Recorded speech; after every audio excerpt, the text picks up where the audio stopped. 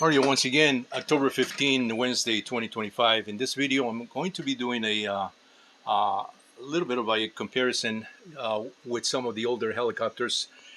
And this particular one that I just recently purchased. This helicopter came out at maybe about a year, maybe 2 years ago. You know, it's a fairly recent helicopter.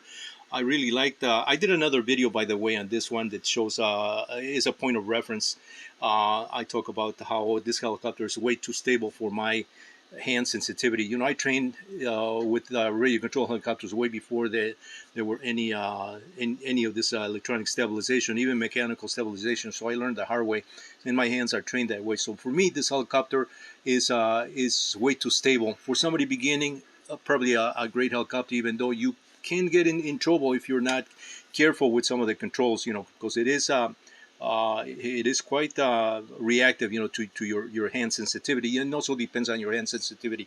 So I would not, you know, it depends on, I guess, on the user. So for me, it's a great modern, very sophisticated, high level toy. Still a toy, but so I wanted to get that across. In comparison to the Bumblebee, you can see even the box size. This is the Bumblebee that I showed in another video that I produced. I designed this and I produced this and I sold this back in the year. Let's see if this has a date. This has a date of 2001.